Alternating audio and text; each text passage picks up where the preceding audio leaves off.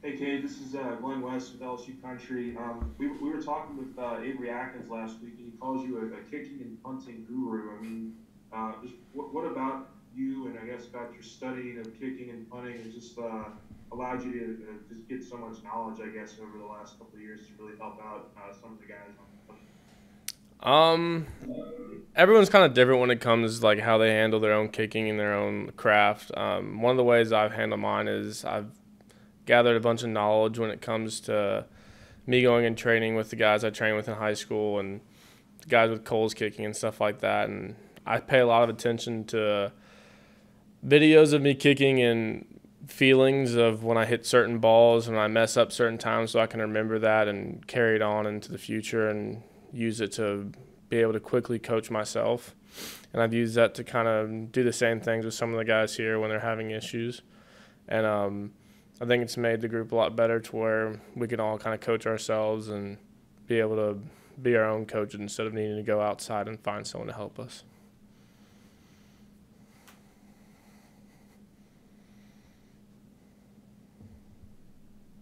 Scott, are you speaking?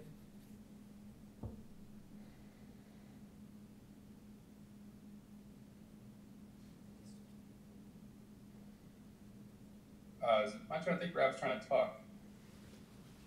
We can't hear Scott, so Wilson, go Rab, you're ahead. muted. We couldn't hear him, but when he was unmuted. So Wilson, go ahead. Okay. Cade York, Wilson Alexander here from The Advocate.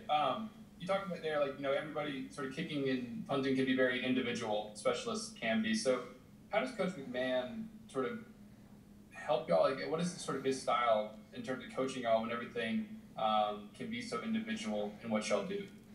I'd say his style is basically giving us the space to figure it out ourselves. It's not very common that a coordinator will really know that much about straight up kicking, like what the kicker does technique wise. But he does a good job of giving us the space to be able to talk in the meeting room with each other and kind of just work things out. And if I need something certain or need to work on something certain a certain day, like a certain drill, or if I need space to just go off on my own and figure something out, he'll give us that space. But that's why it's such a big deal that we need to be able to coach ourselves and figure out what's wrong in the moment, and be able to kind of fix it ourselves. Okay, yeah, you can hear me now. I got a false start penalty there, Kate. Sorry about that. All good.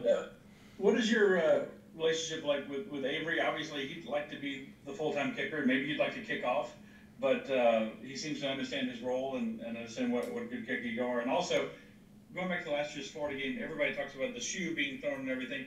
Do you get a lot of people coming up to you and talking to you about that record field goal that you made in the fog? And what is your part of in that like?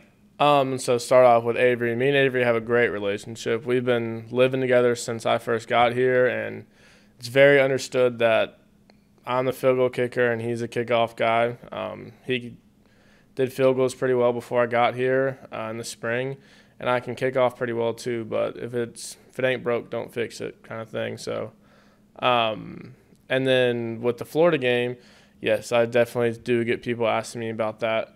It's calmed down a little bit since then, and I've kind of like to focus on the future because that's only one kick. But I do get questions about that. Hey, Cade. Cade, how do you focus on getting even better after the year that you just had? It seems like improvement at this point would be extremely incremental. How do you view that? Um, I think perfection is impossible to reach. So that's not really like you never reach your max potential. You just keep going and going. Like even if I make a kick, it doesn't mean that I love the hit. There are plenty of kicks that I've made that weren't great hits, and there's plenty of kicks that I've missed that I was like, okay, I hit that pretty well, but it didn't go through. So there's tons of things. I missed 3 field goals last year, so I could trim that down and I could be more consistent with my hits, try and hit my A ball more often. So there's plenty of things, and you can do things better off the field, being a better leader and being a better teammate. So there's always things you can improve on. Thank you. Cade Miller with the Athletic. I mean, backs coach McMahon, he's had this track record at least a few years of from Cole to you to Zach to now Peyton of just kind of nailing his recruiting. I'm curious, and going back, I mean, what do you remember just about him as a recruiter and kind of what brought you here? Well, there's multiple things. One, it's LSU, so that LSU is a recruiter in itself. It's best football in the country in the SEC, great environment, and it's the South, and everyone wants to live in the South. So that in itself, and then of course Coach Mack's coached some of the greatest guys in the country, and it's a great person to be an ally and be on your side. So it's has a lot of things that go into it, but he's a great coach. Hey, Cade, this is Michael Cotler from Channel 2 here in Baton Rouge. Just wondering what your personal goals are for this year. Obviously, a lot of talk about, you being the best kicker in the country last year, winning that award or should have won that award. Does that matter? Is that motivation? How do you approach this year with goals? I mean, all I can do is to focus on myself. It's kind of hard to ignore that stuff sometimes, but I'm doing my best with it. Of course, I want to be the best, and I think I can be the best. And every time I go out there on Saturday, I think I'm the best kicker out there, but it's not what it's always about. Success is relative to the person. There'll be some guys that go out there and have a bunch of hard kicks in the year, and they might go 75%, but if they're helping their team out and making hard kicks, that's a big deal. And there's some guys that don't do that and that have some easier kicks and go 90+%, but they went out there and made what they were supposed to make. So you can't really – sometimes it's hard to judge success when it comes to kickers. And, yeah, there is stats and straight-up percentage, but I just want to be the best that I can be and help us win some games and continue to grow and make more and more kicks. Yeah, okay, Ron Higgins, Tiger Egg. Is there any kind of mental adjustment to having a new holder? You had Zach for so long. I mean, I guess it's Avery. I don't know who it is, but can you talk about the mental adjustment of a new holder and kind of just getting that trust? Well, yeah, there's definitely a mental adjustment, but I will say the best part about it is that, I've had since January 30th or whenever we started practicing again to start having that mental adjustment. And it's not like I haven't had any holds with Avery in the past, just him being a holder at LSU. He was the holder for Preston last year, so I got reps with him every so often. And it's the same snapper, and Avery's a great holder, so right now we're definitely hitting our stride, and it's looking good so far.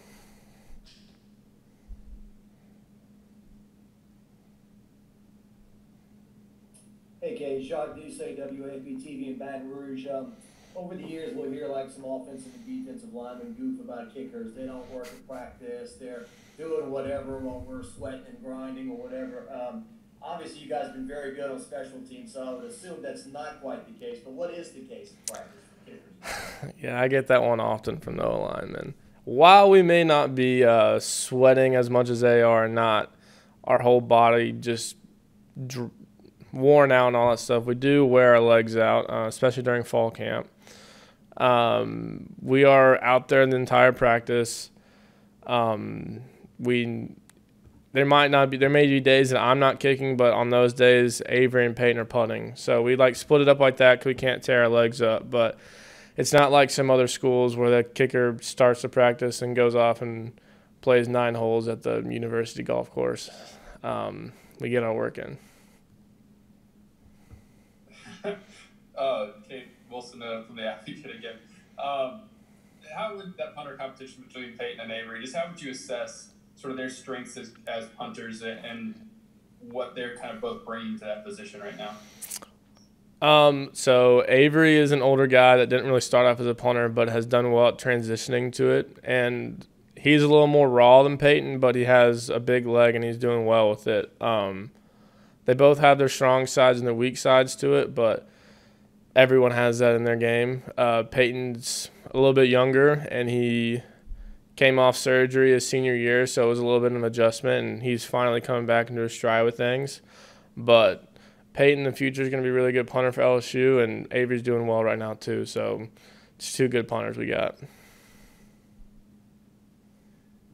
Okay, Scott Rappelé again. How much of an influence is Coach McMahon with technique and that sort of thing? Obviously, I know kickers, coming up, you guys have camps and stuff that you go to, and who are your big influences, or who have been your big influences in your development as far as that goes?